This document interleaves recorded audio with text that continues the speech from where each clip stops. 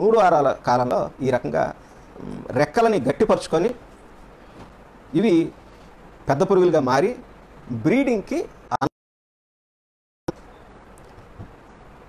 ఇట్లా తయారైనటువంటివి ప్లేగ్ దశకి చేరి మహాసమూహాలుగా ఏర్పడి విపరీతమైనటువంటి దూరాలని కవర్ చేస్తూ ప్రయాణిస్తూ ఉంటాయి. ఏ కారణం చేతైనా అలసిపోయినవి కానీ లేదా ఈ సమూహం నుంచి విడిపడినవి కానీ వేరుపడినప్పుడు 1-2 జనరేషన్స్ మారిన తర్వాత మళ్ళా గ్రెగేరియస్ ఫేజ్ నుంచి సోలిటరీ ఫేజ్కి వచ్చేస్తాయి అన్నమాట. అంటే ఇందాక మనం చెప్పుకున్నట్టుగా రంగు మార్చుకొని మళ్ళా పాతవి చిన్నవి అయినటువంటి ఏకాంతంగా ఉన్నటువంటి ఆకుపచ్చని బ్రౌన్ కలర్లో ఉన్నటువంటి సోలిటరీ ఫేజ్కి మారిపోతాయి 1-2 జనరేషన్స్ అయ్యేటప్పటికి. అంటే సమూహం నుంచి విడిపడినవి అనమాట. అయితే శత్రు పురుగుల నుంచి రెప్టైల్స్ నుంచి ఇట్లాంటి వాటి నుంచి తప్పించుకొని బయటపడినవి మళ్ళీ వెనకటి స్థాయికి మామూలు స్థితికి వచ్చేస్తాయి. సమూహంతో పోయేవి మాత్రం అవి పోయినన్నాళ్ళు సమూహంలో ఉన్నన్నాళ్ళు ఇదే రూపాన్ని ఇదే పరిమాణాన్ని కలిగి ముందుకెళ్తూ ఉంటాయి. ఇందాక నేను చెప్పినట్టుగా ఇప్పుడు మనకి దీని జీవిత చక్రం గురించి చెప్పుకున్నాం. పెద్ద పురుగు 5 నుంచి 9 నెలలు ఉంటుంది. అది పెట్టేటువంటి గుడ్డు సుమారుగా 2 నుంచి 3 వారాలు ఉంటుంది. ఆ గుడ్డు దశ నుంచి వచ్చినటువంటి పిల్ల పురుగులు హాపర్ స్టేజ్ అంటాము లేదా నింఫ్ స్టేజ్ అంటాము. ఇవి సుమారుగా 3 వారాలు ఉంటాయి. ఈ 3 వారాల దశలో కనీసం 5 నుంచి 6 సార్లు మౌల్టింగ్ చేసుకుంటుంది, శరీర పరిమాణాన్ని పెంచుకుంటూ రంగును మార్చుకుంటుంది. అక్కడి నుంచి అడల్ట్ ఇన్సెక్ట్గా తయారవుతుంది. ఈ adult insect premature adult insect అనొచ్చు దీన్ని. ఈ దశ మనకి సుమారుగా 3 వారాలు ఉంటుంది. ఈ 3 వారాల్లో రంగును మార్చుకొని రెక్కల్ని గట్టిపరచుకొని అడల్ట్ ఇన్సెక్ట్గా మారిపోతుంది, డెజర్ట్ లోకస్ట్గా మారిపోతుంది. అయితే ఇక్కడ అతి ప్రధానమైనటువంటిది ఇంకోటి కూడా ఏంటంటే మనం చెప్పుకోవాలంటే సాలిటరీ స్టేజ్లో ఉన్నటువంటి గ్రాస్ హాపరు గుడ్లు పెట్టేటువంటి విధానం ఒక రకంగా ఉంటుంది. గ్రెగేరియస్ స్టేజ్లో ఉన్నటువంటి ఈ డెజర్ట్ లోకస్ట్ గుడ్లు పెట్టేటువంటి విధానం ఒక రకంగా ఉంటుంది. మనకి సాలిటరీ స్టేజ్లో ఉన్నటువంటి ఈ గ్రాస్ హాపరు గుడ్లు పెట్టేటువంటి విధానం సుమారుగా 90 నుంచి 160 గుడ్ల దాకా పెడుతుంది. గ్రెగేరియస్ స్టేజ్కి వచ్చేటప్పటికి అంటే మహాసమూహాలుగా ఏర్పడిపోయి శరీర పరిమాణాన్ని పెంచుకొని రంగు మార్చుకున్నప్పుడు ఇవి గుడ్లు పెట్టేటువంటి విధానం కంప్లీట్గా మారిపోతుంది. అంటే ఇవి ఎంత విపరీతంగా పాపులేషన్స్ పెంచుకుంటాయనంటే ఒక స్క్వేర్ మీటర్ స్థలంలో సుమారుగా 1000 ఎగ్ పాడ్స్ని పడతాయి. ఎగ్ పాడ్ అనేటువంటిది మళ్ళీ వేరు, నేను చెప్తాను దాని గురించి. 1 చదరపు మీటర్ స్థలంలో సుమారుగా గ్రెగేరియస్ ఫేజ్లో ఉన్నటువంటి డెజర్ట్ లోకస్ట్ ఆడ తల్లి పురుగు ఇట్లాంటివన్నీ సమూహంగా ఏర్పడి 1 చదరపు మీటర్లో సుమారు 1000 పాడ్స్ని పడతాయి.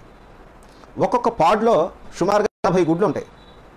ఇట్లాంటి ఈ పాడు ప్రొడక్టివ్ లైఫ్ స్పాన్ ఒక అడల్ట్ ఇన్సెక్ట్ తల్లి పురుగు ఆడ పురుగుకి సుమారుగా 2 నుంచి 3 సార్లు చేస్తుంది. ఇట్లా దాని జీవిత చరిత్రలో ఈ ఎగ్ పాడ్స్ని పెట్టడం అనేటువంటిది 2 లేదా 3 సార్లు చేస్తుంది.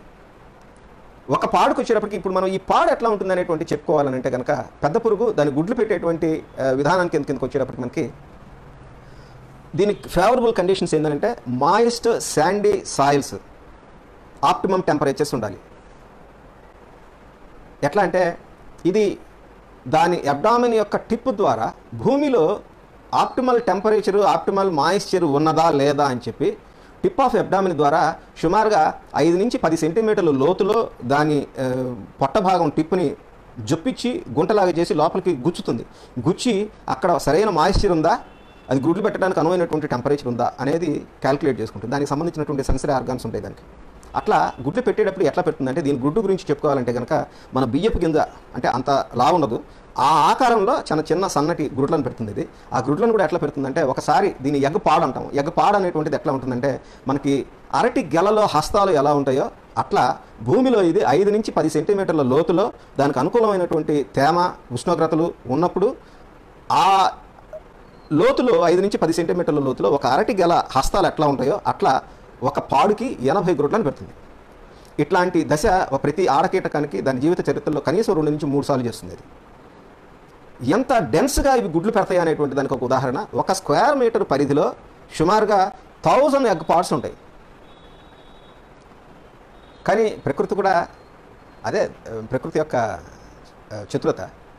మార్టలిటీ స్టేజ్ని దాటుకొని ఒక ఎస్టిమేషన్ ప్రకారం అయితే కనుక 80 గుడ్లు ఒక పాడు ఎగ్ పాడులో 80 గుడ్లు ఉన్నా కూడా మార్టలిటీని దాటుకొని సుమారుగా 16 నుంచి 20 నింఫ్ హాపర్స్ మాత్రమే బయటకు వస్తాయి. 80 పురుగులు బయటికి రావు. ఈ రకంగా వాటి సంతతిని విపరీతంగా పెంచుకుంటాయి.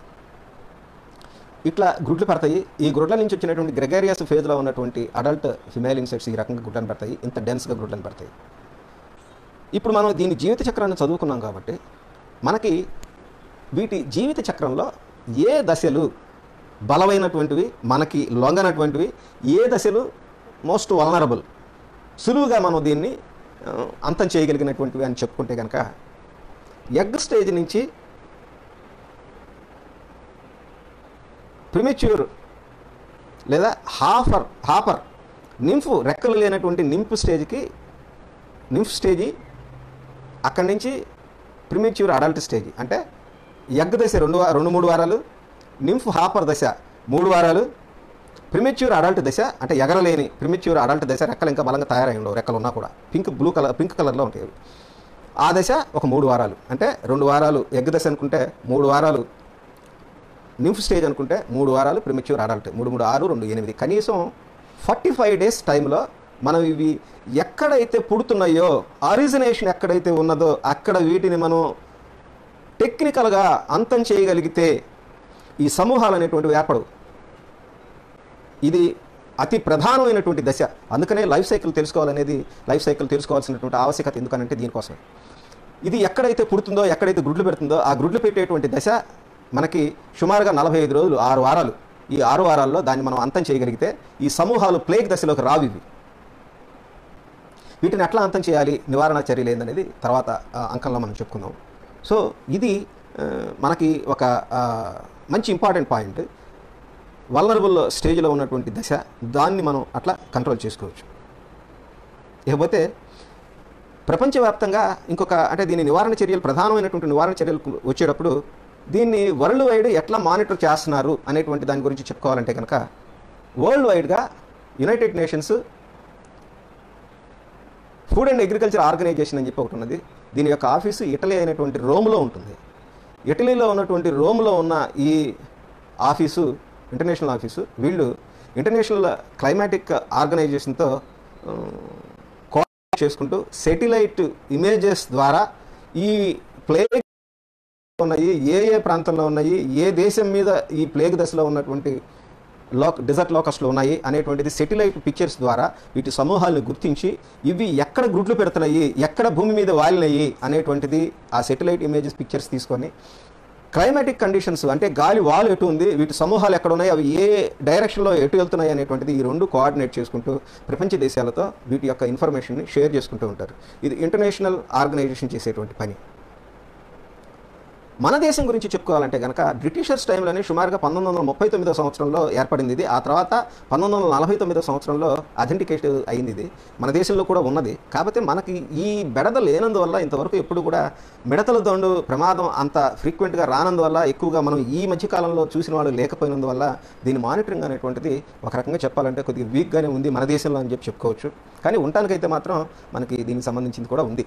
ఇది ఎవరైనా సరే ఈ ఇంటర్నేషనల్ ఆర్గనైజేషన్ ద్వారా మానిటర్ చేసుకోవాలంటే కనుక దీని వెబ్సైట్ వచ్చేటప్పటికి చెప్తాను నేను. దీని వెబ్సైట్ ఉన్నది.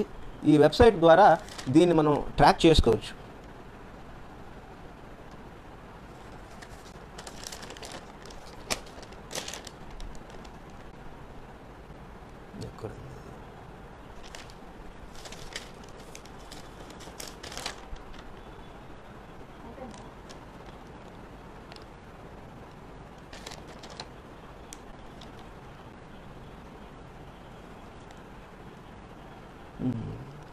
దీని వెబ్సైట్ ఉన్నది, రోమ్లో ఉంటుంది.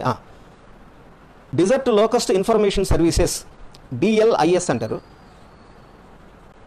అట్లాగే FAO locust watch website, FAO food and agriculture organisation locust watch website. ఈ రెండు వెబ్సైట్లు వచ్చేటప్పటికి desert locust information services DLIS and FAO locust watch website. ఈ రెండు వెబ్సైట్స్ ద్వారా దీన్ని మనం వాచ్ చేసుకోవచ్చు.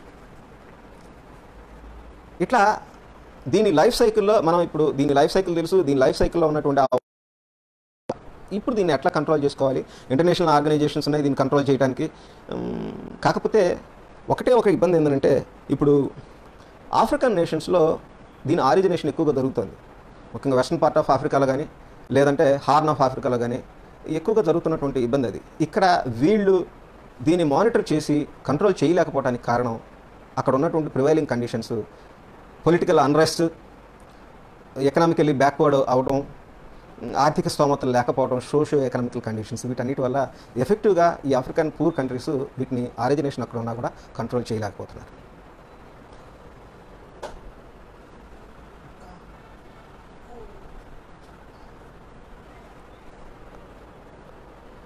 వీటి ప్రధానంగా నివారణ మార్గాలు చెప్పే ముందు ఇంకో కొన్ని ఇంట్రెస్టింగ్ ఆస్పెక్ట్స్ ఆఫ్ లోకస్ట్కి వచ్చేటప్పటికి మనకి లోకస్ట్కి వినికిడి ఆర్గాన్స్ అంటే ఇయర్స్ తల దగ్గర ఉండవు. వీటికి రెక్కల కింద అబ్డామిన్కి లెఫ్ట్ అండ్ రైట్లో ఉంటాయి. అంటే పొట్ట భాగంలో అబ్డామిన్ భాగంలో లెఫ్ట్ అండ్ రైట్ రెక్కల కింద ఉంటాయి అన్నమాట. వీటికి చెవులు అక్కడ ఉంటాయి. ఇవి శబ్దాలను వినటం అక్కడే వింటాయి, అక్కడి నుంచి వింటాయి.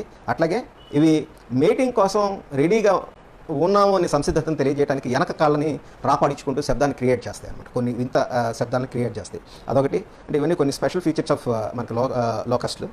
నివారణ మార్గాలు చర్చించక ముందు ఫైనల్గా కొన్ని స్పెషల్ క్యారెక్టర్స్ చెప్తున్నాను. సో ఇదొకటి. తర్వాత వీటికి సమీప బంధువులైనటువంటి క్రిట్టర్స్ అంటాం మనం, కీచురాళ్ళు అనేటువంటివి కూడా ఈ లోకస్ట్కి సమీప బంధువులే. ఒక రకంగా చెప్పాలంటే ఈ భూగ్రహం మీద మొట్టమొదటి శబ్దాన్ని సృష్టించగలిగినటువంటి జీవులు వీటికి బంధువులే, ఈ లోకస్ట్ యొక్క బంధువులే. అట్లాగే ఇంకొక టెక్నికల్గా ఉపయోగపడేటువంటి ఇది ఇందాక మనం చెప్పుకున్నాము, ప్రిమెచ్యూర్ అడల్ట్, మెచ్యూర్ అడల్ట్. ఈ మెచ్యూర్ అడల్ట్లో ఫెరమోన్స్ రిలీజ్ అవుతూ ఉంటాయి. ప్రిమెచ్యూర్ అడల్ట్స్లో కూడా ఫెరమోన్స్ రిలీజ్ అవుతాయి. ఆ ఫెరమోన్స్ వేరు, అంటే మేటింగ్ ఉపయోగపడేటువంటి ఫెరమోన్స్. ఆ ఫెరమోన్స్ వేరు, అడల్ట్స్లో మేటింగ్ ఉపయోగపడేటువంటి ఫెరమోన్స్ వేరు. ఈ రెండింటికి తేడా ఉంది. అందుకని ఒక్కొక్కసారి ఈ ఇమెచ్యూర్డ్ అడల్ట్స్ కన్ఫ్యూజ్ అయిపోయి సమూహాన్ని నుంచి వేరుపడిపోవడానికి ఆస్కారం ఉంటుంది. ఈ ఫెరమోన్స్ తయారవడానికి ఇంకొక మార్గం ఏంటంటే, ఇవి భక్షించినటువంటి ఈ హరిత పదార్థాన్ని, మన యొక్క మొక్కల పంటల ఆకులని, ఇది దాని పొట్టలోకి వెళ్ళిన తర్వాత గాయకాల్ అంటాం. గాయకాల్ is very very important for the process of pheromone secretions. ఇది ఆహారంగా తీసుకున్నటువంటి ఆ ప్లాంట్ మెటీరియల్ అంతా కూడా దాని పొట్టలో డైజెషన్ అయిన తర్వాత ఆ డైజెషన్ ప్రాసెస్లో నుంచి ఈ ఫెరమోన్స్ రిలీజ్ అవుతూ ఉంటాయి. ఇట్లాంటి ప్రాసెస్కి ఒక బ్యాక్టీరియం సహాయం చేస్తుంది. ఆ బ్యాక్టీరియంని పాంటయాక్ అగ్లోమెరాన్స్ అంటారు. ఎస్, ఫెరమోన్స్ రిలీజ్కి గాయకాలతో పాటుగా ఒక బ్యాక్టీరియా ఆ ప్రాసెస్కి చాలా ఇంపార్టెంట్. ఇది ఆ బ్యాక్టీరియం పేరు మనం ఇందాక చెప్పుకున్నట్లుగా పాంటియాక్ అగ్లోమెరాన్స్. అట్లాగే ఇంకొక విచిత్రమైనటువంటి ఆస్పెక్ట్ ఏంటంటే, ఈ లోకస్ట్లకి గ్రాస్హాపర్స్కి దీస్ ఆర్ కెనిబాలిక్ ఇన్సెక్ట్స్. ఇవి వాటిని అవే తింటాయి, ఆ జాతి మిడతల్ని అవే తింటాయి. ఎట్లా? ఇప్పుడు ఇవి సమూహాలుగా వెళ్ళేటప్పుడు ఒకదాని తర్వాత ఒకదాని వెనక ఒకటి వెళుతున్నప్పుడు ఇబ్బంది ఏం లేదు, ఆ డైరెక్షన్లో అట్లా వెళ్ళిపోతూ ఉంటాయి. ఏ కారణం చేతైనా సరే వీటి బాడీలో వల్నరబుల్ పార్ట్ ఏంటంటే అబ్డామిన్ పార్ట్. ఏ కారణం చేతైనా సరే ఇవి ఆ లైన్ ఆఫ్ దీని నుంచి డీవియేట్ అయ్యి పక్కకు వస్తే కనుక దాని అబ్డామిన్ ఎక్స్పోజర్ అయితే ఆ పక్కన ఉన్నటువంటి లోకస్ట్ దాన్ని ఆ వీక్ పాయింట్లో అటాక్ చేసి తినేస్తుంది. ఇదొక వీక్ పాయింట్. దీన్ని ఒకదాన్ని మనం ఉపయోగించుకోవచ్చు. అట్లాగే భవిష్యత్తులో దీని కంట్రోల్ కోసం మనం ఇందాక చెప్పుకున్నట్లుగా ప్రిమెచ్యూర్ అడల్ట్లో రిలీజ్ అయ్యేటువంటి ఫెరమోన్స్ వేరు, మెచ్యూర్డ్ అడల్ట్లో రిలీజ్ అయ్యేటువంటి ఫెరమోన్స్ వేరు. ఈ స్పెసిఫిక్ వల్నరబుల్ పాయింట్ని కూడా మనం ఫ్యూచర్ కోర్స్ ఆఫ్ కంట్రోలింగ్కి వాడుకోవచ్చు. ఇప్పుడు అత్యంత ప్రధానమైనటువంటి ఇంత విధ్వంసాన్ని సృష్టిస్తున్నటువంటి ఈ డిజర్ట్ లోకస్ట్ని మనం ఎట్లా కంట్రోల్ చేయాలి? ఇప్పుడు ప్రస్తుతానికైతే కనుక ఇందాక మనం చెప్పుకున్నట్లుగా దీని వల్నరబుల్ స్టేజ్ వచ్చేటప్పటికి గ్రుడ్డు దశ, నింఫ్ స్టేజ్లో ఉన్నటువంటి హాపర్ దశ. ఇట్లాంటి దశలో వీటిని మనం చంపడానికి ఒకటి ఆ ప్రాంతాన్ని పర్టికులర్ మనం ఇందాక చెప్పుకున్నటువంటి రోమ్లో ఉన్నటువంటి ఇంటర్నేషనల్ ఆర్గనైజేషన్ శాటిలైట్ ఇమేజెస్ ద్వారా, అట్లాగే వరల్డ్ వెదర్ ఆర్గనైజేషన్ ద్వారా కోఆర్డినేట్ చేసుకుంటూ ఇవి ఎక్కడైతే గుడ్లు పెట్టాయో ఇది వాలిన ప్రాంతాన్ని శాటిలైట్ ఇమేజరీ ద్వారా గుర్తుపెట్టి అక్కడ గుడ్లు పెడుతున్నప్పుడు దాన్ని గుడ్లని ధ్వంసం చేసేటువంటి కెమికల్స్ ద్వారా ధ్వంసం చేయటం ఆస్కారం ఉంటే ఆ ప్రాంతం మొత్తాన్ని కూడా ప్లవ్ వేసేస్తే ఆ గుడ్లన్నీ ఎక్స్పోజ్ అయిపోయి చనిపోవడానికి ఆస్కారం ఉంది. అట్లా మనం ఇప్పుడు నివారణ చర్యల గురించి చెప్పుకుంటున్నాం. ఫస్ట్ దీన్ని నివారించేటప్పుడు ఇంటర్నేషనల్గా దీన్ని ఎక్కడైతే పుట్టిందో అక్కడ దీన్ని ధ్వంసం చేయడానికి కాన్సన్ట్రేట్ చేస్తూ దీన్ని నివారించుకోవాలనేటువంటి ఉద్దేశంతో ఆరిజిన్ పాయింట్ ఆఫ్ రెమెడీస్ నుంచి మనం డిస్కస్ చేసుకుంటూ వస్తున్నాము. ఇది ఎక్కడైతే గ్రూప్లు పెట్టిందో దాన్ని కోఆర్డినేట్ చేసుకుంటూ ఇంటర్నేషనల్ ఆర్గనైజేషన్స్, దేశాలు ఇవి ఇన్ఫర్మేషన్ని ఎక్స్చేంజ్ చేసుకుంటూ ఆ ప్రాంతంలో ఉన్నటువంటి ఆ గ్రూప్లు పెట్టినటువంటి ప్రాంతాన్ని ధ్వంసం చేస్తే దీన్ని ఆదిలోనే అరికట్టడానికి ఆస్కారం ఉంటుంది. ఒకటి. రెండు, ఇది గుడ్లు పెట్టినటువంటి దశ. రెండు, గుడ్ల దశ నుంచి హాపర్ దశకు వచ్చేటప్పటికి రెక్కలు లేని దశ. ఇది సమూహాలుగా ఇవన్నీ కూడా ఈ రెక్కలు లేని హాపర్స్ అన్నీ కూడా సమూహాలుగా వెళ్తూ ఉంటాయి. ఇట్లాంటి సమూహాలని మనం శాటిలైట్ ఇమేజరీ ద్వారా గుర్తించి దాన్ని అక్కడ వివిధ మార్గాల్లో దీన్ని కంట్రోల్ చేసుకోవచ్చు. బయలాజికల్ కంట్రోల్ చేసుకోవచ్చు, అట్లాగే కెమికల్ కంట్రోల్ చేసుకోవచ్చు. కాకపోతే కెమికల్ అంటే అవుట్ బ్రేక్స్ ఎక్కువగా ఉన్నప్పుడు, అప్సెట్ ఎక్కువగా ఉన్నప్పుడు, ప్లేగ్ దశను సంతరించుకున్నప్పుడు కెమికల్స్నే వాడాల్సి వస్తుంది. మనకి ఇంకంతకన్నా గత్యంతరం లేదు. కారణం ఏంటంటే కెమికల్స్ అయితే కనుక అప్పటికప్పుడు నివారించడానికి ఆస్కారం ఉంటుంది. అంటే వీటి అవుట్ బ్రేక్స్ ఎక్కువగా ఉన్నప్పుడు కెమికల్స్ మీద ఆధారపడాల్సి వస్తుంది ప్రస్తుతానికి. ఫ్యూచర్ కోర్స్లో ఇంకా దీని మీద ఎక్స్పెరిమెంట్స్ జరుగుతున్నాయి, ఎట్లా అనేది చెప్తాను నేను. సో ఇక్కడ కెమికల్స్ని వాడినప్పుడు దీన్ని అప్పటికప్పుడు కంట్రోల్ చేసుకోవడానికి ఆస్కారం ఉంటుంది. అట్లా కాకుండా పీరియాడికల్గా చేసుకునేటప్పుడు అయితే కనుక బయో కంట్రోల్ ఏజెంట్స్ ద్వారా వీటిని కంట్రోల్ చేసుకోవచ్చు. ఇవి ఏమి ఎట్లా చేయాలనేది తర్వాత మాట్లాడుకుందాం మనం. సో ఈ గుడ్డు దశలో ఉన్నటువంటి వాటిని అట్లా నిర్మూలించుకోవచ్చు. అట్లాగే హాపర్ స్టేజ్లో ఉన్నటువంటి నిమ్స్ని ఇవి భూమి మీద పోతూ ఉంటాయి, ఇంకా అప్పటికి రెక్కలు రావు, పైకి ఎగరవు. కాబట్టి శాటిలైట్ ఇమేజరీ ద్వారా వీటిని గుర్తించి వీటి సమూహాలు ఎక్కడ ఉన్నాయో చూసి ఆ సమూహాలను సమూలంగా నాశనం చేయడం అనేటువంటిది పుట్టిన ప్రదేశంలోనే ఇది చాలా ఇంపార్టెంట్ మార్గం. అక్కడ వీటిని నిర్మూలించుకోవచ్చు. ఆ దశ దాటిన తర్వాత సాలిటరీ స్టేజ్ నుంచి గ్రెగరియస్ ఫామ్కి వచ్చిన తర్వాత, పెద్ద పురుగులు అయిన తర్వాత, ప్లేగ్ రూపాన్ని సంతరించుకొని మహాసమూహాలుగా ఏర్పడి ప్రపంచ దేశాల మీదకి అటాక్ వచ్చిన తర్వాత వీటిని నివారించుకోవడం అనేది కొద్దిగా కష్టసాధ్యమే. ప్రాథమిక దశలో అప్పుడే వీటిని నిర్మూలించుకుంటే కనుక చాలా సులువుగా ఉంటుంది. ఆ దశ దాటిన తర్వాత వచ్చేటువంటి పరిణామ క్రమాలు వీటిని మనం నిర్మూలించగలమే, కానీ అప్పటికే ఇవి సృష్టించేటువంటి విధ్వంసాన్ని, నష్టాన్ని అమాయక రైతులు చాలా కోల్పోవాల్సి వస్తుంది. అందువల్ల ప్రధానంగా వీటి నిర్మూలన మార్గాల్ని అక్కడే ప్రాథమిక దశలోనే చేస్తే బాగుంటుందనేది నా వ్యక్తిగత అభిప్రాయం. సో ఇప్పుడు సమూహాన్ని సంతరించుకున్న, మహాసమూహ రూపాన్ని సంతరించుకున్న తర్వాత, ఇవి దాడి చేసిన తర్వాత వీటిని నివారించుకునే మార్గాల గురించి చెప్పుకోవాలంటే కనుక మనం ఫస్ట్ వీటిని నివారించడానికి అన్ని రకాల మార్గాలు కావాలి. ఎట్లా అంటే ముఖ్యంగా ఇంటర్నేషనల్గా వీటిని ఆరిజినేషన్లోనే వీటిని నిర్మూలించాలని అంటే ఇంటర్నేషనల్ కోఆర్డినేషన్ చాలా అవసరం. అంతర్జాతీయంగా ఒక మిషన్ ఏర్పరచుకొని ఆ మిషన్ ప్రకారమే దేశాలన్నీ కలిపి దీన్ని పుట్టిన స్థానంలోని చంపడం అనేటువంటిది చాలా ఇంపార్టెంట్. దీనికి అంతర్జాతీయ సహకారం చాలా అవసరం. అదొకటి కావాలి. అది అయిపోయిన తర్వాత జాతీయ స్థాయిలో, ఉదాహరణకి మన దేశం గురించి చెప్పుకుందాం. ఇప్పుడు జాతీయ స్థాయిలో వీటిని నిర్మూలించడానికి కేంద్ర ప్రభుత్వాల యొక్క సంసిద్ధత, వాటి యొక్క కోఆపరేషన్, వాటి యొక్క హెల్ప్ రైతులకు కావాలి. అట్లాగే స్థానిక రాష్ట్ర ప్రభుత్వాల యొక్క సహాయ సహకారాలు రైతులకు చాలా అవసరం. అట్లాగే ఒక ఏరియాలో ఉన్నటువంటి రైతులందరూ కూడా సామూహికంగా వీళ్ళు చేసేటువంటి పనులన్నింటినీ చేయాలి. ఇది ఇండివిజువల్గా రైతులు వెళ్ళి కంట్రోల్ చేయగలిగినటువంటి ఉపద్రవం కాదు. ఇది ఉపద్రవం అనే చెప్పాలి. ఇంత ఉపద్రవాన్ని రైతులు ఇండివిజువల్ స్థాయిలో వీటిని కంట్రోల్ చేయడం చాలా కష్టం. సో అందుకనే కేంద్ర ప్రభుత్వాలు, రాష్ట్ర ప్రభుత్వాలు, గ్రామ ప్రభుత్వాలు, వాటితో పాటుగా రైతులందరూ కూడా సామూహికంగా, ఏ ప్రాంతంలో ఉండేవాళ్ళు రైతులు ఆ ప్రాంతంలో వీటిని సామూహికంగా ఎఫర్ట్స్ పెట్టినప్పుడు మాత్రమే వీటిని చాలా ఎఫెక్టివ్గా కంట్రోల్ చేయడానికి ఆస్కారం ఉంటుంది. ఆఖరిగా వ్యక్తిగతంగా కూడా రైతులు కొన్ని నివారణ చర్యలు అనుసరించడం ద్వారా వీటిని నివారించుకోవచ్చు. ఎట్లా?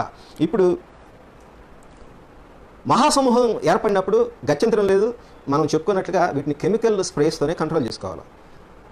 పగటిపూట చాలా దూరాలని, సుమారుగా 150 నుంచి 200 కిలోమీటర్ల దూరాన్ని ప్రయాణించి వచ్చినందువల్ల ఇవి విపరీతమైనటువంటి ఆకలితో ఉంటాయి.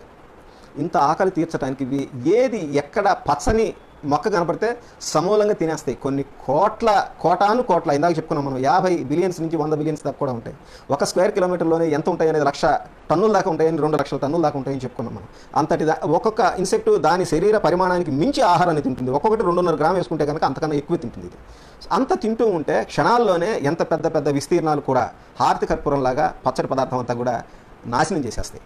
ఇట్లాంటి దశలో ప్రభుత్వాలు ఇవి ఎక్కడైతే వాలి ఉంటాయో, ఉదయం పూట ఎక్కడ వాలి ఉంటాయో అక్కడ, లేదు రాత్రిపూట అయితే ఇంకా ఈజీగా ఉంటుంది ప్రభుత్వాలకి ఇవి వాలినటువంటి ప్రాంతాలని ఏరియల్గా డ్రోన్స్ ద్వారానైతేనేమి, మనకి ఆస్కారం ఉంటే ఏరోప్లేన్స్ ద్వారానైతేనేమి ఈ ఇన్సెక్టిసైడ్స్ని, ముఖ్యంగా మలాథియా 96% గురించి చెప్పుకోవచ్చు. అట్లాగే any organophosphate insecticide effectively control చేస్తుంది దీన్ని. సో ఆ ఇన్సెక్టిసైడ్స్ని వాడుకొని ఏరియల్ రూపంలో పిచికారీ చేయొచ్చు, ఫైర్ ఇంజిన్స్ ద్వారా, అట్లాగే ట్రాక్టర్ మౌంటెడ్ స్ప్రేయర్స్ ద్వారా ఆ ఏరియాలో ఉన్నటువంటి చెట్ల మీద వాలినప్పుడు ఆ చెట్ల మీద ఇన్సెక్టిసైడ్స్ని అప్రాపరేట్ ఇన్సెక్టిసైడ్స్ని స్ప్రే చేయడం ద్వారా వీటిని నిర్మూలించుకోవచ్చు. సమూహంగా చేసేటప్పుడు ఇది కెమికల్ ఇన్సెక్టిసైడ్స్ ద్వారా. అట్లాగే ఇంకా అతి ప్రధానమైనటువంటిది ఈ స్టేజ్కి రాకముందే మనం వీటిని కంట్రోల్ చేసుకోవాలంటే కనుక వీటి వల్ల నష్టాలు, కెమికల్ స్ప్రేస్ వల్ల విపరీతమైనటువంటి నష్టాలు ఉంటాయి. మనం తాత్కాలికంగా దాన్ని కంట్రోల్ చేయడం కోసమనే ఆలోచిస్తున్నాం, కానీ కెమికల్స్ స్ప్రే చేసేటప్పుడు బయోడైవర్సిటీ చాలా డ్యామేజ్ అవుతుంది, బెనిఫిషియల్ ఇన్సెక్ట్స్ చాలా నశించిపోతాయి. ఈ బెనిఫిషియల్ ఇన్సెక్ట్స్ ఉంటేనే వీటికి చెక్ పెడతాయి. బెనిఫిషియల్ వీటి శత్రు కీటకాలతో పాటుగా మిత్ర కీటకాలు కూడా నాశనం అయిపోతాయి. అందువల్ల ఇన్సెక్టిసైడ్ అనేటువంటిది, కెమికల్ ఇన్సెక్టిసైడ్ అనేటువంటిది గత్యంతరం లేని పరిస్థితుల్లో చేసే ప్రక్రియ. ప్రస్తుతానికి మనం అదే దశలో ఉన్నాం, గత్యంతరం లేని పరిస్థితుల్లోనే ఉన్నాం. ఎందుకు అంటే దీన్ని ప్రధాన దశలోనే కంట్రోల్ చేయడానికి బయో ఇన్సెక్టిసైడ్స్ చాలా బాగా పనిచేస్తాయి. ఆ బయో ఇన్సెక్టిసైడ్స్ గురించి చెప్పుకోవాలన్నప్పుడు వాస్తవానికి కొన్ని బయో ఇన్సెక్టిసైడ్స్ బ్రాండ్స్ ఉన్నాయి. ఇందాక మనం చెప్పుకున్నటువంటి ఇంటర్నేషనల్ ఆర్గనైజేషన్స్ ఇవన్నీ కూడా ఆఫ్రికన్ కంట్రీస్లో ఆర్థికంగా, రాజకీయంగా వాళ్ళు ఇబ్బందుల్లో ఉన్నారు కాబట్టి చేయలేకపోతున్నారు. కానీ దీనికి బయో కంట్రోల్ ఏజెన్సీ చాలా అందుబాటులో ఉన్నాయి. ఆ విషయం గురించి చెప్పుకోవాలంటే కనుక ఇది కొద్దిగా స్లోగా పనిచేస్తుంది, కనీసం ఒక వారం రోజులు పడుతుంది. వారం రోజుల్లో ఇది కంట్రోల్ చేస్తుంది. ఈ వారంలో ఇవి విధ్వంసాన్ని సృష్టిస్తాయి, పైగా ఉన్న చోట ఉండవు, పక్క ప్రాంతాలకు వెళ్ళిపోతాయి. కాబట్టి గత్యంతరం లేకనే ఇన్సెక్టిసైడ్స్ని వాడటానికి ప్రభుత్వాలు ముందుకు వస్తున్నాయి. టైం ఉండి ఆరిజినేషన్ ప్రాంతంలోనే కనుక వీటిని కంట్రోల్ చేయాలి అని అనుకున్నప్పుడు బయో కంట్రోల్ ఏజెంట్స్గా మనందరికీ తెలిసిందే మెటరైజియం, అనిస్లోపే. ఈ మెటరైజియం, అనిస్లోపే అనేటువంటిది చాలా ఎఫెక్టివ్గా కంట్రోల్ చేస్తుంది. మనకి మెటరైజియం, అనిస్లోపే గురించి తెలుసు. అయితే ఈ మిడతలకి ఒక స్పెసిఫిక్ స్ట్రెయిన్, ఈ మెటరైజియం, అనిస్లోపే అనేటువంటిది ఎంటమోపాథజెనిక్ ఫంగై. వీటిల్లో మెటరైజియం, అనిస్లోపే అనేటువంటి స్ట్రెయిన్ గురించి మనకు తెలుసు, మనం ఇప్పుడు చాలా విరివిగా వాడుతున్నాం దీన్ని. అయితే ఈ లోకస్ట్లకి స్పెసిఫిక్గా ఇంకొక బయో కంట్రోల్ ఏజెంట్స్ ఉన్నది, అది మెటరైజియం ఎక్రిడమ్. ఇది ఒక స్పెషల్ స్ట్రెయిన్. మెటరైజియం ఎక్రిడమ్ అనేటువంటి ఒక స్పెషల్ ఎంటమోపాథజెనిక్ స్ట్రెయిన్ ఇంటర్నేషనల్ బ్రాండ్స్ కొన్ని ఉన్నాయి. నోవాక్రిడ్, గ్రీన్ మసిల్ అనేటువంటి బ్రాండ్స్ కొన్ని ఉన్నాయి. ఆ బ్రాండ్స్ రూపంలో ఇంటర్నేషనల్గా వాడుతున్నారు దీన్ని. మనకు అది అందుబాటులో ఉన్నా లేకపోయినా, అంటే మెటరైజియం ఎక్రిడమ్ అనేటువంటిది అందుబాటులో లేకపోయినా కూడా దాని స్థానంలో మెటరైజియం అనిస్లోపే అనేటువంటిది చాలా బాగా పనిచేస్తుంది. ఇది ఎంటమోపాథజెనిక్ ఫంగై కిందకి వస్తుంది. దీన్ని వాడుకోవచ్చు మనం. దీని ద్వారా చాలా ఎఫెక్టివ్గా కంట్రోల్ చేసుకోవచ్చు. ఇది అయిపోయిన తర్వాత ఇది నేలలో గుడ్లు పెడుతుంది కాబట్టి మన పొలాల మీద, అంటే ఇప్పుడు నేను ఇది చెప్పిందంతా కూడా ఇంటర్నేషనల్ సొసైటీస్ అయితేనేవి, ఎన్జిఓస్ అయితేనేమి, గవర్నమెంట్, సెంట్రల్ గవర్నమెంట్ అయితేనేమి, స్టేట్ గవర్నమెంట్ అయితేనేమి చేసేటువంటి పనులు. ఇట్లా ఏరియాల ద్వారా ఇన్సెక్టిసైడ్స్ని వాడాలి, ఎక్కువ మొత్తంలో స్ప్రే చేయాలని అంటే వ్యక్తిగతంగా రైతులు చేసేటువంటి పనులు కాదు ఇవి. ఆ స్తోమత రైతులకు ఇంకా లేదు మనకి. అందువల్ల ఇవి గవర్నమెంట్ చేయాలి. ఒక ఏరియాలో ఉన్నటువంటి రైతులు చేసేటువంటి పని గురించి చెప్పుకోవాలంటే కనుక సామూహిక మంటలు వేయచ్చు. అంటే ఇది ఇప్పుడు కొత్తగా వచ్చిన ఇదేం కాదు. ఇంతకుముందు మన పూర్వీకులు సుమారుగా లైట్ ఫెయిల్ అయిన తర్వాత సుమారుగా 6:30, 7 ఆ ప్రాంతంలో సామూహికంగా పొలాల గట్ల మీద మంటలు వేసేవాళ్ళు. ఆ మంటల్లోకి శత్రుకీటకాలను వచ్చి పడి చచ్చిపోయేవి. ఇప్పుడున్న పరిస్థితుల్లో కూడా ఒక ఏరియాలో ఉన్న రైతులందరూ సమూహంగా ఒక అండర్స్టాండింగ్తో దీనికి అవసరమైతే ఎడ్యుకేట్ చేయాల్సిన అవసరం కూడా ఉంది రైతు సమూహాలని. వారి ఊరిలో, వారి పొలాల గట్ల మీద ఈ రకంగా సామూహికంగా మంటలు వేస్తే కనుక ఆ మంటల్లోకి వచ్చి మిడతలు పడి కాలిపోయి చచ్చిపోవడానికి ఆస్కారం ఉంది. 1.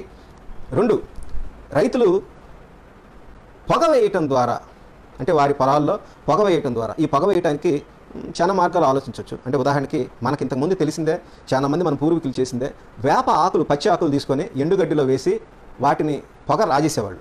ఈ పొగని మన పొలంలో అక్కడక్కడ వేసుకుంటే కనుక ఈ పొగకి ఈ డిజర్ట్ లోకస్ అనేటువంటిది ఇందాక మనం చెప్పుకున్న ట్రాకియోల్స్ అంటాం. వీటి శరీరానికి సుమారుగా అబ్డామిన్కి ముందు ఆ ప్రాంతంలో ఉంటాయి అన్నమాట.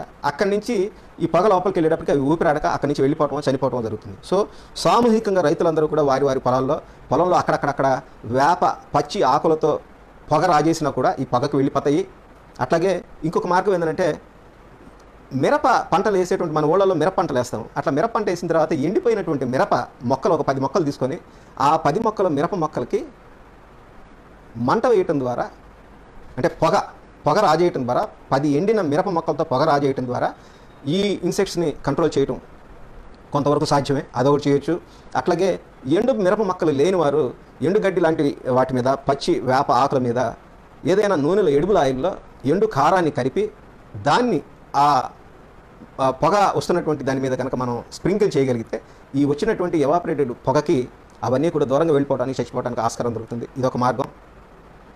వీటితో పాటుగా ఇంకొన్ని ముఖ్యమైనటువంటి ఇవి బూడిద, వుడ్ డస్ట్, వుడ్ యాష్ అంటాం మనం. ఈ వుడ్ యాష్ని మొక్క యొక్క అన్ని భాగాల మీద కూడా మనం డస్టింగ్ చేసినా కూడా ఆ బూడిదతో కూడిన ఆకుల్ని తినటానికి ఇష్టపడక తిన్నా చనిపోయే పరిస్థితి వస్తుంది. అదొకటి ఆచరించవచ్చు మనం. వుడ్ యాష్ని ప్లాంట్ పార్ట్స్ మొత్తం కవర్ అయ్యేటట్టుగా డస్టింగ్ చేసుకొని అట్లా చేసినా ఉపయోగపడుతుంది. అదొక మార్గం. తర్వాత ఇంకొక మార్గం, మనకి ఏదైనా ఒక పిండి, ముఖ్యంగా గోధుమ పిండి లాంటిది, గోధుమ పిండి దొరికితే కనుక ఈ గోధుమ పిండిలో మనం బయోకంట్రోల్ ఏజెంట్స్ని కలపచ్చు. మన దగ్గర ఉంటే కనుక మెటరైజం అనిసోప్రైన్ కలిపి, గోధుమ పిండిలో మెటరైజం అనిసోప్రైన్ కలిపి దాన్ని మొక్క మొత్తం మీద డస్టింగ్ చేసి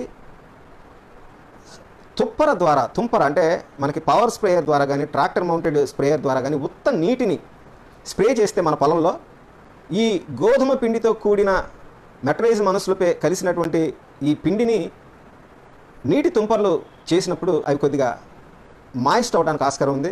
ఇట్లా తేమతో కూడినటువంటి గోధుమ పిండితో కలిసినటువంటి బయోకంట్రోల్ ఏజెంట్స్ని తిన్నప్పుడు ఆ బయోకంట్రోల్ ఏజెంట్స్ లోపలికి వెళ్ళి ఆ పురుగును చంపడానికి ఆస్కారం ఉంటుంది. ఇంకొక అతి ముఖ్యమైనటువంటిది, గోధుమ పిండిలో మనకి ఈ పురుగులు ఆకుని తినేటప్పుడు ఈ గోధుమ పిండి తేమతో కూడినందువల్ల అవి కొద్దిగా అడ్హెసివ్ నేచర్ ఉంటుంది, స్టిక్కీ నేచర్ ఉంటుంది. అందువల్ల ఆ మౌత్ పార్ట్స్ సక్రమంగా ఆడక తినలేకపోవడానికి కూడా ఆస్కారం దొరుకుతుంది. అదొకటి చేయొచ్చు. అట్లాగే గార్లిక్ కషాయం, వెల్లుల్లి కషాయం, పచ్చిమిర్చి వెల్లుల్లి కషాయాన్ని మన పొలం మీద మొక్క యొక్క అన్ని భాగాలు తడిసేలా పిచికారీ చేసుకున్నా కూడా రిపెల్లెంట్గా పనిచేసి ఇవి మనం పంటల్ని ధ్వంసం చేయకుండా ఉండడానికి ఉపయోగపడవచ్చు. అట్లాగే వేప నూనెని 5% లీటర్ వాటర్కి 5 ml వేప నూనె లాంటిది కలిపి ఎమల్సిఫికేషన్ చేసి దానితో మొక్క యొక్క అన్ని భాగాలు బాగా డ్రిప్పింగ్ వెట్టయ్యేలాగా తడిపినా కూడా ఇది రిపెల్లెంట్గా పనిచేసి మొక్క అంటే గ్రాస్ హాపర్ని అంటే ఆ మిడతని తినకుండా కాపాడుతుంది. అట్లాగే మన నేల మీద కూడా దీన్ని స్ప్రే చేసినా కూడా మన నేల మీద వాలకుండా ఉండటానికి ఆస్కారం దొరుకుతుంది. ఇట్లానే మన పొలంలో వాటిని గుడ్లు పెట్టకుండా ఉండటం కోసం ఆల్రెడీ ఆర్గానిక్ ఫార్మింగ్ చేసేవాళ్ళు పీరియాడికల్గా బయోకంట్రోల్ ఏజెంట్స్ని పంపించినప్పుడు ఎంటోమోపాథెనిక్ నెమటోడ్స్ కానీ స్టెనర్ హెట్రోహాబిడిస్ అనేటువంటి 2 రకాల ఎంటోమోపాథెనిక్ నెమటోడ్స్ ఉన్నాయి మనకి. ఆర్గానిక్ ఫార్మింగ్ చేసేవాళ్ళు వీటిని రెగ్యులర్గా పంపిస్తూ ఉంటారు ఫర్టిగేషన్లో. ఆ ఫర్టిగేషన్లో వెళ్ళినప్పుడు ఆ ప్రాంతంలో ఇవి ఉన్నటువంటి రిచ్గా ఉన్నటువంటి ప్రాంతంలో గుడ్లు పెట్టకపోవడానికి ఆస్కారం ఉంది. ఒకళ్ళు గుడ్లు పెట్టినా కూడా గుడ్లను ధ్వంసం చేస్తాయి. అట్లాగే గుడ్ల నుంచి బయటకు వచ్చినటువంటి హాపర్స్, నింఫ్ స్టేజ్లో ఉన్నటువంటి వాటిని ధ్వంసం చేస్తాయి. ఎందుకంటే ఖచ్చితంగా ఇవి నేలలో నుంచి పైకి రావాలి. నేలలో ఎంటోమోపాథెనిక్ నెమటోడ్స్ ఉన్నప్పుడు వీటిని కంట్రోల్ చేస్తాయి. అదొకటి. అట్లాగే బవేరియా బ్యాసియానా లాంటిది ఉంటే కనుక అది కూడా కంట్రోల్ చేస్తుంది. రెగ్యులర్గా ఫర్టిగేషన్లో ఇచ్చుకునే వాళ్ళు, ఫోలియర్ స్ప్రే ఇచ్చుకునే వాళ్ళకి ఇది కంట్రోల్ అవడానికి అదొకటి ఆస్కారం ఉంది. వీటితో పాటుగా కొన్ని అతి ముఖ్యమైనటువంటి బర్డ్స్ని అట్రాక్ట్ చేయడానికి మన పొలాల్లో వాటరు, ఈ ఎండాకాలం కాబట్టి వాటర్ కానీ, దాంతోపాటు కొంత గింజ ధాన్యాలని ఈ బర్డ్స్ కనుక ఆహారంగా వదిలిపెడితే మనం బర్డ్స్ వచ్చి మన పొలంలో వీటిని తినడానికి ఆస్కారం ఉంది. తర్వాత ప్రేయింగ్ మ్యాంటిస్, కొన్ని రకాల బీటిల్స్, ముఖ్యంగా లేడీ బీటిల్స్, క్రిప్టోలిమస్ మ్యాండ్రిజూరి అనేటువంటి ఒక బీటిల్, వీటిని తినడానికి, వీటిని చంపడానికి ఆస్కారం ఉంది. అదొకటి చేయొచ్చు. కొన్ని రకాల స్పెసిఫిక్ బీటిల్స్ ఉంటాయి, ఆ బీటిల్స్ని కూడా వదలొచ్చు. ఆ బీటిల్స్ వీటి గ్రొడ్లని కాకపోయినా వీటి నిమ్స్ని, హాపర్స్ని తినడానికి ఆస్కారం ఉంది. అదొకటి చేయొచ్చు. తర్వాత ఇవి సామూహికంగా ప్లస్ రైతులు తమ స్థాయిలో ఇండివిజువల్గా చేయగలిగినటువంటి పనులు ఇవన్నీ కూడా. తర్వాత ఇంకొక ముఖ్యమైనటువంటిది మనం చెప్పుకున్న సామూహిక మంటలు, సామూహికంగా పొగ వేయటం ఒకటి, శబ్దాలను సృష్టించడం. మనకి ఇప్పుడు చాలా మంది దీని గురించి ఎక్కువ చెప్పుకోవాల్సిన అవసరం లేదు, మనందరికీ తెలిసిందే. గాలి వాలుకి అనుకూలంగా శబ్దాలని క్రియేట్ చేసేటువంటి ఫ్యాన్, మరతో తిరిగేటువంటి పరికరాలు కొన్ని ఉన్నాయి. వాటి ద్వారా శబ్దాలను క్రియేట్ చేయడం ద్వారా వీటిని చెదరగొట్టచ్చు. చంపలేం కానీ వీటిని చెదరగొట్టచ్చు శబ్దాలు క్రియేట్ చేయడం ద్వారా. తర్వాత కోళ్ళు, బాతులు లాంటి వాటిని వదలచ్చు పొలంలో. తొండలు లాంటివి ఉన్నా కూడా వీటిని తినడానికి ఆస్కారం ఉంటుంది. అట్లాగే పారాసైటాయిడ్స్, బర్డ్స్, ప్రెడటరీ వాస్ప్స్, పారాసైటాయిడ్ ఫ్లైస్, కొన్ని రకాల బీటిల్స్ ద్వారా కూడా వీటిని సహజ సిద్ధంగా మనం కంట్రోల్ చేయడానికి ఆస్కారం ఉంటుంది. ఎన్ని ఉన్నా ఎన్ని చేసినా కూడా ఇది ప్రభుత్వాలు, కేంద్ర రాష్ట్ర స్థానిక ప్రభుత్వాలు కలెక్టివ్గా చేసి కంట్రోల్ చేయాల్సినటువంటి మార్గం. బయో కంట్రోల్ ఏజెంట్స్ ద్వారా కంట్రోల్ చేసుకుంటానికి అంత టైం లేదనేది నా పర్సనల్ అభిప్రాయం. నష్టం ఉన్నా కూడా, బయోడైవర్సిటీ డ్యామేజ్ అయినా కూడా ప్రస్తుతానికి ఈ ఆపద నుంచి బయటపడాలంటే కెమికల్ స్ప్రేస్ చేసుకోవచ్చు. సామూహికంగా ప్రభుత్వాలు ఏరియాల ద్వారా కానీ, అంటే ఎక్కడైనా రాత్రిపూట ఇవి నివాసం ఉన్నప్పుడు ఆ నివాసం ఉన్నటువంటి ప్రాంతం మీద ఏరియల్గా దీనికోసం ప్రస్తుతానికి చేస్తున్నది ఏంటంటే, మొన్న ఈ మధ్య కూడా ఎక్కడ చూశాను నేను, ఎవరంటే విన్నాను, మిడతలు మందులు స్ప్రే చేసినప్పుడు కూడా పడిపోయి కొంతసేపటి తర్వాత లేచి మళ్ళీ ఎగిరిపోతున్నాయి అని అంటున్నారు. నిజమే. దీనికి కారణం ఏంటంటే హై డోసు ఇన్సెక్టిసైడ్, కెమికల్ ఇన్సెక్టిసైడ్స్ని వాడరు. ఇక్కడ వాడేటువంటి కెమికల్ ఇన్సెక్టిసైడ్స్ అన్నీ కూడా కెమికల్ ఇన్సెక్టిసైడ్స్నే వాడతారు, డోసు తగ్గించే వాడతారు. కారణం ఏంటంటే అందరికీ తెలిసిందే, ఇది బయోడైవర్సిటీ డ్యామేజ్ అవుతుంది, ప్రకృతి మీద వీటి యొక్క దుష్పరిణామాలు ఉంటాయి కాబట్టి అది దృష్టిలో పెట్టుకొని స్ప్రే చేస్తారు. ఇప్పుడున్న పరిస్థితుల్లో అయితే ఈ ప్లేగ్ దశని మనం అంతం చేయాలి అని అంటే ఇంతకన్నా మార్గం నాకు కనపడట్లేదు.